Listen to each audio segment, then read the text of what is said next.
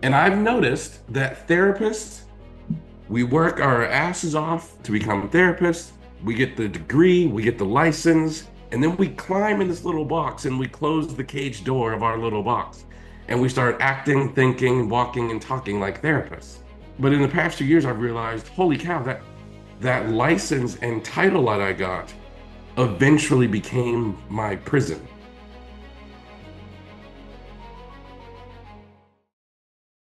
Welcome to Therapy Checkup, where we dive deep into your mental health practice and see the good, the bad, and the ugly. I'm your host, Eliane Coates. Miss Eliane Coates, what are your best hopes from talking with me? Well, Elliott, thank you for having me on the episode. I love your work, first and foremost. I Thank think you. it's great. We have similar initials, right? Eliane and Elliott, UC gang. If So you tell me that your middle initial is an E, that is going to be the best. unfortunately not, it's a P. Okay, all right.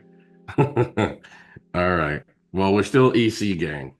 Yeah, so looking forward to connecting with amazing therapists, hopefully learning a little bit more from you. And Cool. Love to hear that. But now you have to tell me what you hope to get. yeah, well, I hope to get more direct feedback, I guess, about the business perspective on things a little bit, because, like you said, when we're in grad school, we don't always get those answers. So when we're No. out and launch into this big field of mental health, there's a lot going on. And as Yes. soon as you get maybe your full clinical licensure, I feel like there is not a lot of mentorship from other therapists, and understandably so. I get it. Everybody's busy, right? Well, not only that, I think most therapists haven't done it well, so they can't really offer you any meaningful mentorship. And the ones that have will have a tendency to view you as competition. So they don't want to answer your questions. Like they don't want you to be able to start a successful business in the area of their practice because now they have to compete with you for clients. So I think it's very, very hard. Yeah, and that's a little bit about where I am now. I've worked for a couple different practices. I've been out of grad school approximately 4 or 5 years now. I was in grad school during that pandemic window. Oh, So I wow. was in my internship at a college counseling center, and all of a sudden we were online therapists overnight. So that was a big kind of jarring launch into my Mm, experience of becoming a new therapist. And ever since, there have been, yeah, just a lot of different things to navigate. gotcha. So how can I help? What question might you have for me? When you're trying to make that first jump from working with other people in private practice setting to doing more of your own thing, what is a couple of things that you would recommend that would help make that first step to either establishing something more of your own or standing out from, the other teams that you've worked with? So you mean when you go out on your own to open your own therapy practice? Yeah, if that's an option that, you would recommend someone taking after a couple of years, right, of working with other people. For sure. I would recommend if you like doing this work and you enjoy being in this field, for sure, I would recommend starting your own practice instead of working at somebody else's group practice. For sure. And what would be a couple of things to make that happen, right? If you don't necessarily have a lot of that guidance of the business standpoint and understanding of not just how to be a therapist, but also how to be a business owner. Wow, that's okay. That's a good question. So I'm gonna answer that in two ways. Number one, trying to think of the title of the book. There's a really good book with that will like teach you what you need to do in terms of like make sure you get a tax ID number and like you have to in our field you have to get what's called a PLLC instead of an LLC, like that sort of stuff. But I'm going to tell you a hack to get mentorship. Okay. Here's a way to get mentorship that worked like crazy for me. Nobody thought about it, and it really helped me. So I never thought of the whole competition aspect like I was talking about earlier. But when I was in graduate school, towards the end of my degree, we got an assignment from one of our classes where we had to go interview someone who had been in private practice, someone that was successful in private practice. We had to go interview them. And I went to go interview this one guy. His name was Richard. I'll never forget him. And I was asking him, and I knew him through his wife. I actually worked with his wife, so I knew him. So I'm asking him a bunch of questions. How do you market? How do you get clients? Should I take insurance? What's a good kind of area to put a therapy practice? Like I'm asking him all these kind of questions. And he answers all my questions. At the end of the hour, he goes, "You're lucky you know my wife, because I would never have answered these questions otherwise." And I said, "How come?" And he said, "Because why would I want to help someone that's going to be future competition?" So when I graduated and I worked in an agency for a couple of years, I remembered him saying that. So I wanted to reach out to other clinicians and see if they'd answer my questions. But I feared they would view me as competition. Now, I was going to put my office somewhere in the Dallas Fort Worth area, but I had no idea where to put it. I had no idea how to get clients. I mean, I was really starting from absolute scratch. So, what I decided to do was I went online and I found therapists from other states and I called them. Like I remember, I remember looking up therapists in 90210. Because of the television show Beverly Hills 90210, I remembered that was their zip code. So I looked up online therapists in 90210 and I hit, thing on the internet and found a list of therapists and I called them and I was like, "Hey, I'm a therapist. I'm newly out of graduate school. Uh, I'm opening my office in Texas, but you seem to be pretty successful. Can I ask you a few questions?" And they were like, "Sure." And because I had told them I'm in Texas, not California, I removed that thing of competition and I was able to ask them what's a good place to put an office. Should I take insurance or not? If not, why not? If so, why so? All of those things. And those little abilities to ask people questions were super helpful. That was brilliant with the idea to eliminate the sense of competition. I Yes. do feel like therapists are concerned about that, right? When it comes to handing over some of the ins and outs of how to actually set up a successful business. And we're Yeah. not coming from business degrees, most of us to begin with.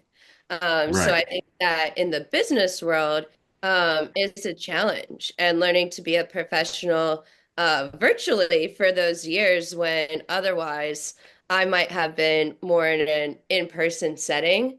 I was kind of operating right on that remote island. Yes. That must have been hard. Like, learning how to do clinical work while simultaneously getting used to COVID. That must have been challenging, I'll say.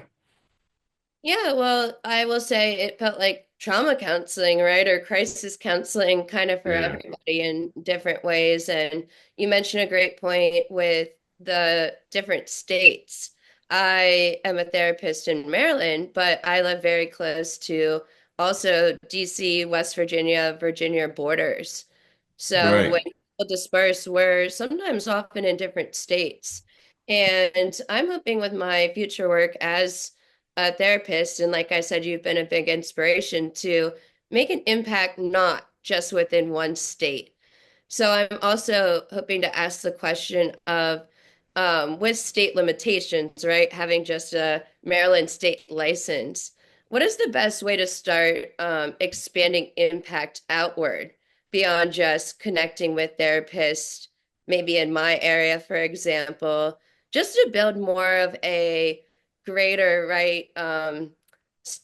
Greater multi-state network. So I'll answer that question in two ways. And our licenses do limit us. Like we're licensed in the area in which we have license. And if I lived in an area where there were states that close, I would get multi-state licenses. I don't know how many people in the area where you live do that, but I would definitely get multi-state licenses. In order for your work to go further, you have to become an authority. And you also have to be interested in doing things other than clinical work. Are you interested in doing things other than clinical work? Yeah, I mean, I'm honestly interested in acting. That was something that I was interested in when I was younger. And now we see a lot of therapists these days, right? Being seen in various reality TV shows. I also do a lot of outdoor-based therapy work, leading outdoor backpacking trips, getting clients outside of the office into that natural setting. But I'm open to things, right? I'm a new therapist. I'm young. I'm looking to grow and see what's out there for me in this field. Yeah, so my work expanding was actually kind of an accidental thing. As you know, solution focused brief therapy was it was something I was very passionate about early on. And I did not think the training I was finding was really great. I just the books, I mean, they were fine. I don't want to make it sound like I was insulting them or whatever, but I just felt like these aren't kind of what I'm looking for. So in 2008, I'd only been out of graduate school 2 years. I wrote my first book that was published a year later, 2009. And I was so excited. I carried that thing around with me like, holy cow, I actually wrote a book. I'll never forget that feeling of looking down and seeing my name on the cover of a book. Like, it was crazy. But it also completely changed my life because a couple months after it came out, I got an email from a person in Bath, England. Somebody all the way in Bath, England said, so that book had a bunch of contributors to it.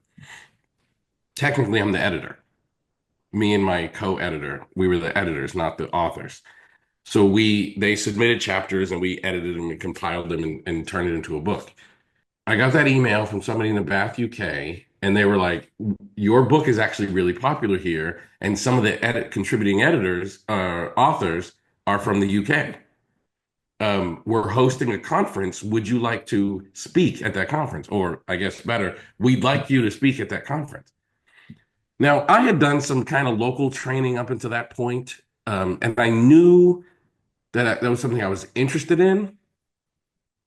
I didn't know that it would be like a long-term big goal, and it was something I was going to want to be a big part of my life. But I knew speaking at conferences was something I was at least mildly interested in. So I said yes.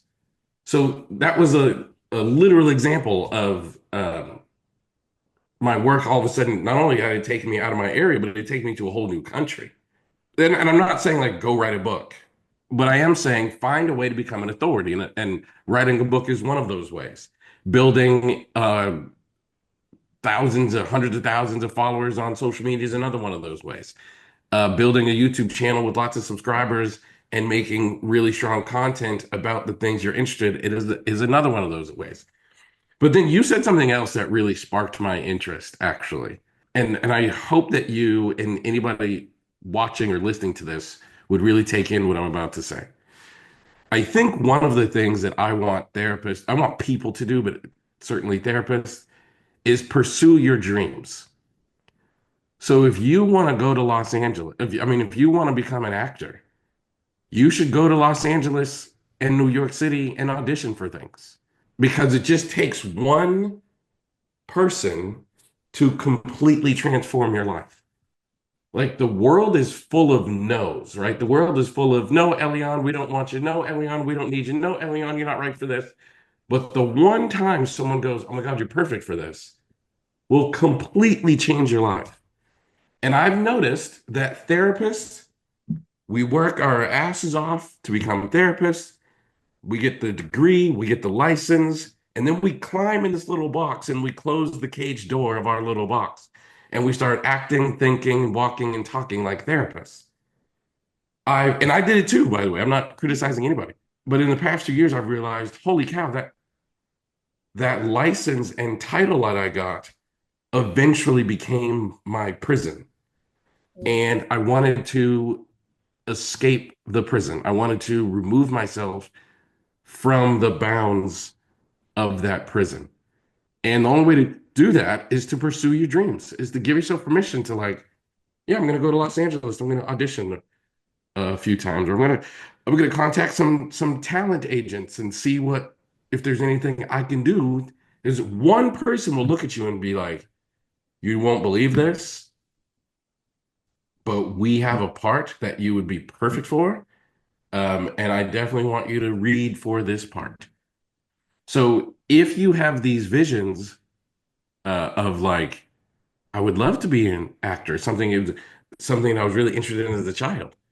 I'm glad you became a psychotherapist, but what if you took a 2 week trip once a year to LA?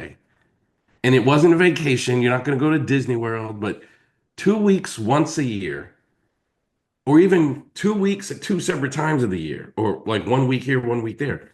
You went to Los Angeles, and before the trip, you looked up a bunch of agents and you looked up a bunch of auditions and you looked up a bunch of casting calls and you just were like, I'm gonna see if I can go to these. And all you need is one person. Let's say you did that for 5 years. In spring, you went to Los Angeles. In the fall, you went to New York City, and you did that for 5 years. That would be like 10 different opportunities and however many auditions you could do in that time to get on people's radars. And I'm telling you, you're gonna hear the word no. People, no, we don't want you to audition. No, we don't need you. No, you're not the right fit for this. But the one time someone looks at you and says, you're perfect for the thing we're looking for. We're looking for a therapy person that can do this and can do that. And I know I've gotten some of those yeses. So I'm telling, like one day, like you're just kind of pitting along doing life, and one person says you're the exact thing that we're looking for, and your life will change. Yeah, well, thank you for that, Elliot, because I do think right when we step outside of almost the fear-based mindset of facing rejection, we can really do anything. And True. one of the things that I was going to ask actually is about writing a book, if it was something that you would recommend. So thank you for already answering that question. I have been thinking about writing a book, so maybe that's something that I could do in between, right? If I was doing some acting gigs. But with writing a book, I do have another question. Yeah, I yeah, yeah. do want to write about my experiences of being a therapist to some degree. And I also do a lot of career counseling. I hear about everybody else's job, everybody else's ups and downs in the work world, and there's a lot of those right now. There's a lot of changes going on in that realm, Sure, absolutely. So sure. I want to write about this. I want to write about being a therapist during COVID. I also want to write about some of my experiences, right, that have helped in my healing journey. A big one, backpacking on the Appalachian Trail. Oh So wow. these are all things that I would love to write into a book. And I guess one of my hurdles has been almost right finding a way to tie these things together. I have a lot of ideas, but when you were starting for your book, maybe to channel my question, what were some of those first steps in organizing what to write about or how to take that first step? So I hear that as two different questions. How did I figure out what to write about, and then how to take the first step? Yes. For me, the first step wasn't trying to figure out what to write about. For me, the first step was how do I get the attention of a publisher? Mm. And I bought a book that told me how to write a book proposal. So to me, that was the first step is understanding how do I even write a book proposal? And the reason that was the first step is as you just had a bunch of ideas, like writing about your clinical experiences, writing about hiking on the Appalachian Mountains or whatever it might be, like would publishers rather me weave that together, or am I talking now of multiple books because they're different ideas?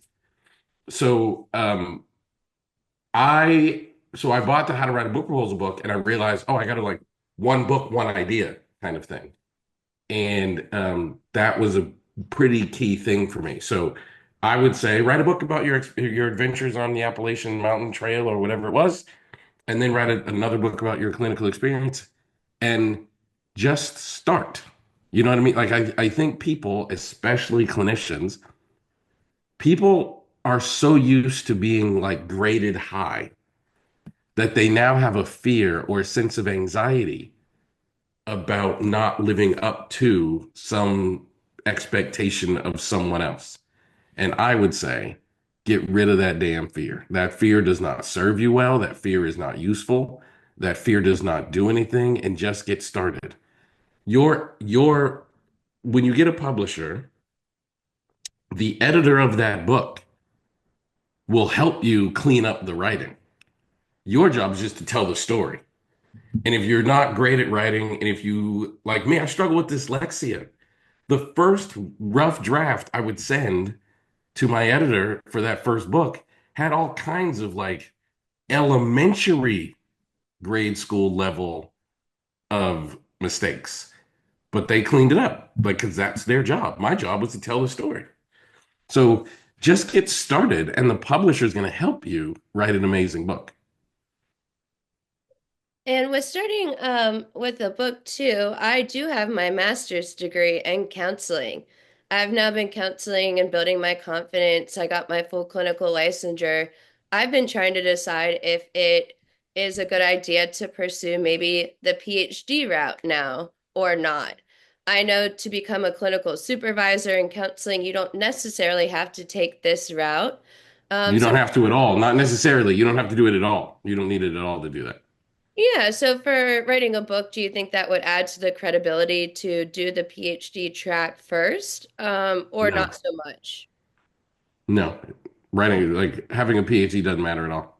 Okay, yeah, I've been hesitating on if that would be even a beneficial step or not. I do love lifelong learning. I love being in the classroom.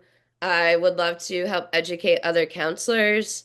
But I'd also love to have a business and maybe have a practice and write my book. So there's a lot of different things to consider. No, I mean, the publisher only cares about one thing, and that is, will people buy your book? That is the literal only thing the publisher cares about. You could be a high school junior, and if the publisher thinks you could write a good book about psychotherapy that people will buy, they'll give it to you. Like, they don't care. So no, like, you don't need a doctorate degree to do that. The only pragmatic reason to get a doctorate degree, literally the only reason, is if you want to become a professor. The doctorate degree is just as relevant as the master's degree was. I got my master's degree because at some point along my life journey, I decided I wanted to become a psychotherapist. And the job requirement to do that is a license.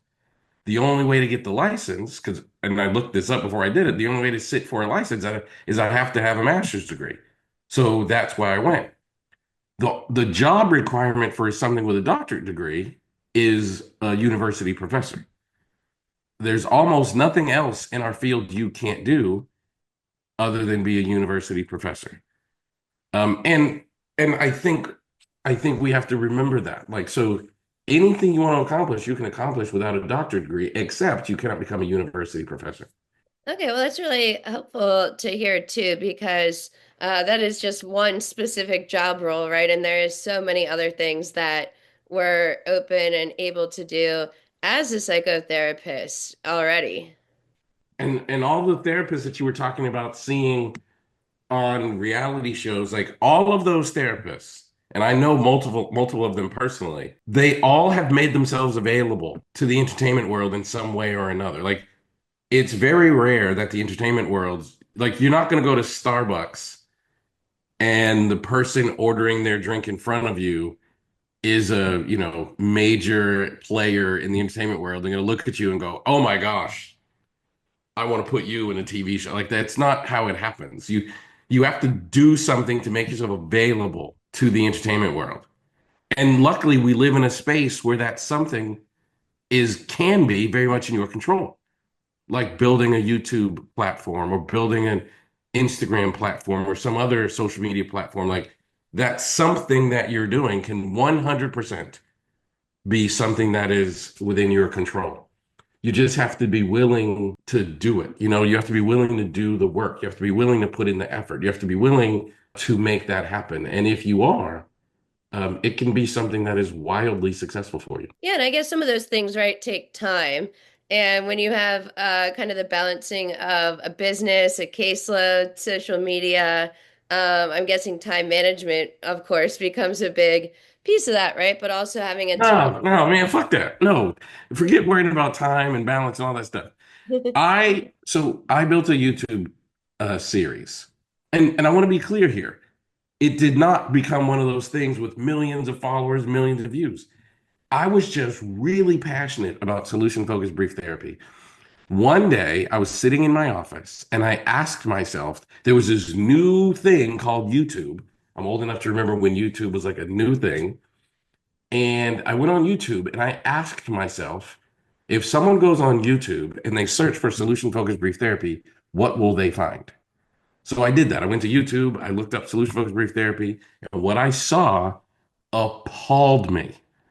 Like what I saw disgusted me. What I saw was horrible. So in that moment, I decided I'm going to put content on YouTube so at least there's a chance somebody will find some quality stuff. So when you say like that stuff takes time, not really. I literally took my phone and I would record once a week. And it would 5 minutes, literally 5 minutes. And I took that recording, like, hi, I'm Elliott Connie, and here's some things about solution focused brief therapy, blah, blah, blah, blah, blah. And I would take that, I would send it to someone I knew how to, someone that I knew how to edit videos. And she wasn't even editing the videos in the way that I currently have a team doing it. She was basically like trimming the beginning and the end. She eventually put like an intro on it, but I mean, that's it. It took me 5 minutes per week. And then I would upload it on my YouTube channel. But that was literally the most important decision I ever made. You would think that the most important decision I ever made would be something like, oh, I got a PhD, or, I wrote this New York Times best-selling book, or all. No, the most important decision I ever made was about uploading content onto YouTube and being consistent in doing so. Single most important decision I ever made. That is really good advice. I really appreciate that. And just being willing to speak, right? You mentioned going overseas and public speaking being also Yes. an important part of the skill. That's something I've also enjoyed doing from time to time because, like you, I feel like it's important to share our messaging and put ourselves out there and make those connections. Do you still do a lot of kind of active public speaking at this point, or what do you enjoy to do to help get that message out now? Yeah, I'm a lot more what's the word I'm looking for? I'm a lot more selective on what I say yes to and what I don't. Well, I'll answer your question in a couple of ways. The answer is yes. I still speak at conferences and I still enjoy it. I now run a business where we host our own trainings and events, and I enjoy that too. But I'm a lot more selective now on the things that I am willing to do and not. So, for example, in those early days, it was just really important to me that I got stage time. It was really important to me that A, people could see that, oh, this guy's really good at, delivering lectures at these conferences. And B, it was important that I, in fact, got really good at doing it. Like it's not something you learn how to do in graduate school, and the only way you can learn how to do it is through practice. So if people ask me to, like, we want you to come do a training on the top of Mount Rainier, um, and you got to hike all the way to the top of it in order to do this lecture, and you might have your toes and fingers amputated because it's so cold up there. I would have went because like I got to go to everything people are inviting me to. These days, recently, somebody asked me to do a keynote at a conference, and I thought, yeah, like I'm aware of your conference. I've never been to that conference before. I'm happy to do it.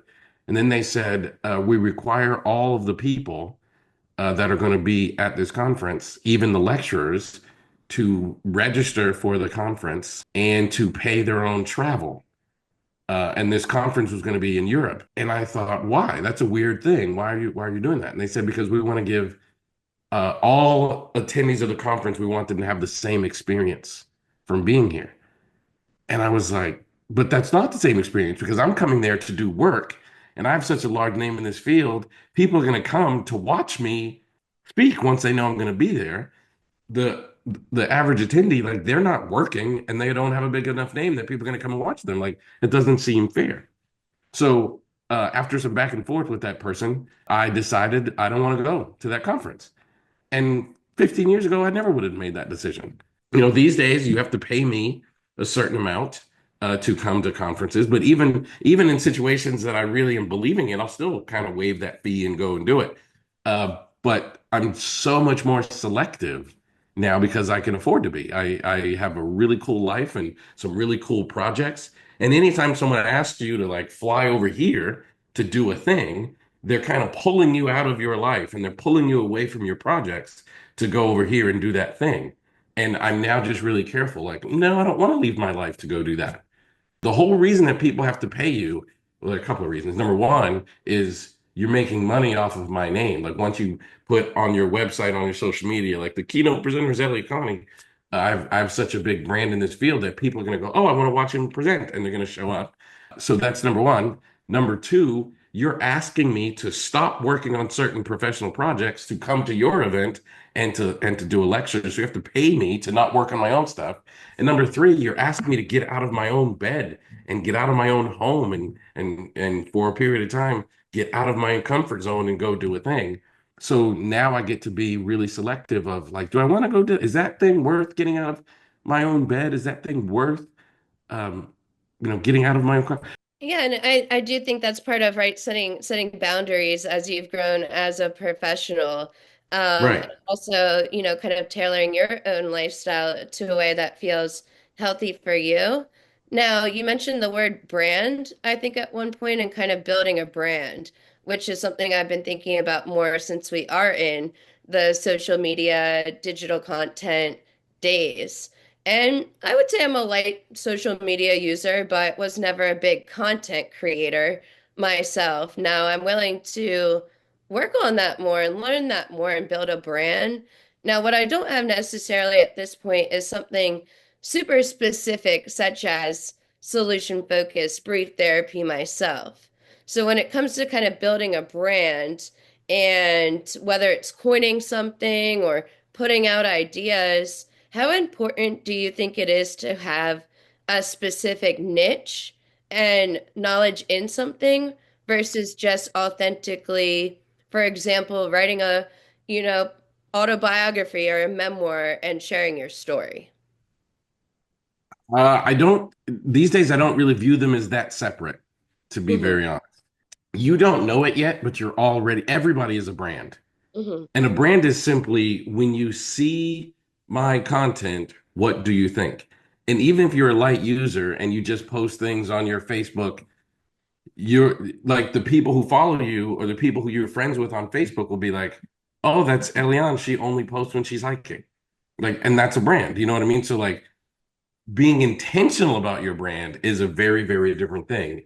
And I think being authentic in that. And the other thing I would say is you already do have a you could create a series called Climbing the Mountain and every week post a lesson that you learned while climbing the whatever I can't remember the mountain range you climbed. Yeah, so I spent 6 months backpacking on the Appalachian Trail, Georgia to Maine. Appalachian Trail. There you go. Yeah. Yeah, Georgia to Maine. I hiked the year after my dad passed away, so it was something I did to work on my own healing in a healthy way, build distress tolerance, get active, be outside. And then I, of course, connected with a lot of other people on the trail who were out there also, whether it was grieving or, working through a trauma. A lot of people were out there backpacking through mental health. So now I've kind of built this brand in a way where I've brought that into my clinical work as a therapist, with doing nature informed therapy and walk and talk sessions, helping people who might not otherwise see a therapist because they don't want to come sit in the office. So sometimes we'll go outside, right, if the weather abides or if it's nice out. And this seems to, yeah, help some people who might otherwise not feel super comfortable meeting with a therapist in the office or online. But there you go. There's your content. Like when I started, I would have sounded just like you. Like, yeah, I've got these ideas. I like athletics. I like working out. I like solution focused brief therapy. And there were lots of barriers. Like when I said I wanted to start posting content about solution focused brief therapy, people started saying to me, but lots of people do that. And I was like, yeah, but I don't think they do a great job. And I don't think they do it utilizing these particular platforms. Mm. And they were like, yeah, but there are all these well-known names. You're not one of them. And I was like, but I don't have to be. The coolest thing in the world is that all you need is a phone. Like that's it. You literally just need a phone. So I was like, I don't need to be one of those big names. I'm just someone who I have my own thoughts and opinions about solution focused brief therapy. What if I just used my phone to create content that became my medium to share that content. And I didn't know it at the time, but I just made a decision that was going to completely change my life. And I love that. So I really appreciate, your time and your insights to, utilize time out of your busy schedule to help bridge this gap, for other people like me who don't really know, right, where to direct some of these questions to. I So love it. No, you're welcome.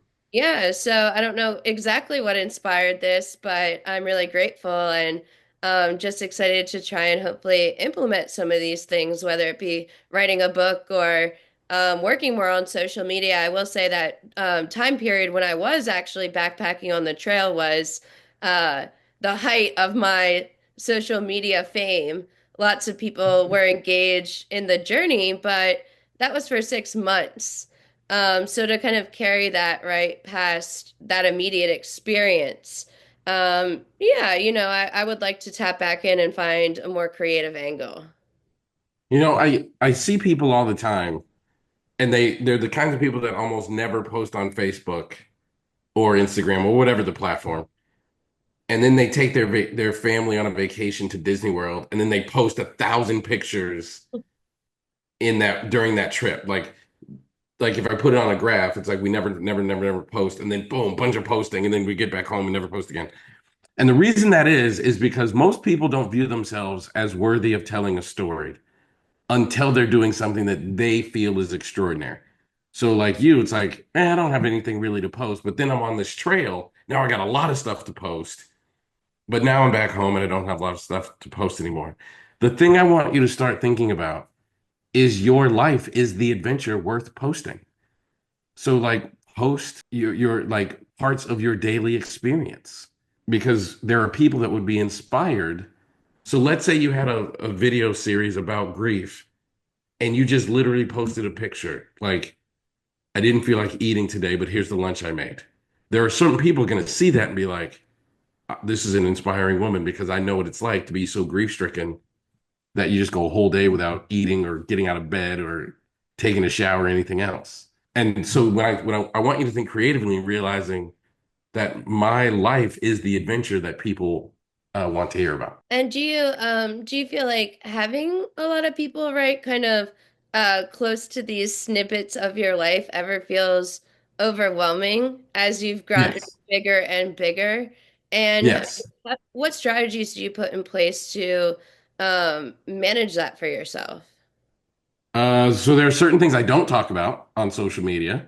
It is overwhelming that people have access to, so many intimate things about your life. Um, but like I said, there are certain things I do not talk about. I'm willing to deal with the overwhelming part of people getting to know me through this platform, with these platforms, to reach people and inspire them to be a better version of themselves. Like that's why I do just about everything that I do. So would I prefer to just sit in a little corner and be alone and all that kind of stuff? Perhaps. And would it be simpler to do that? For sure. But then there are certain people that would just not be inspired to be themselves and to do the things that they were called in this world to do. And that, as corny and hokey as it sounds, that actually matters to me. Absolutely. And connections like this really go a long way. They stand out. It's not every day that get to ask somebody, about their unique experiences from, just you've shared, I think, on some of your interviews about everything from childhood, right, to Mm. writing a book and being a psychotherapist, and now also, yeah, someone who has this huge YouTube presence, right? So it goes on and on. Thank you so much, Elliot, for your time today and really informative getting to learn more from you. And I really appreciate your time. Thank you. You're so welcome. Thanks for being part of our journey here. If you'd like to participate in the Therapy Checkup Show and receive free coaching for your mental health practice, email helen@elliottconnie.com for more information. I want to help you to become a better clinician so that you can help more clients achieve a better life.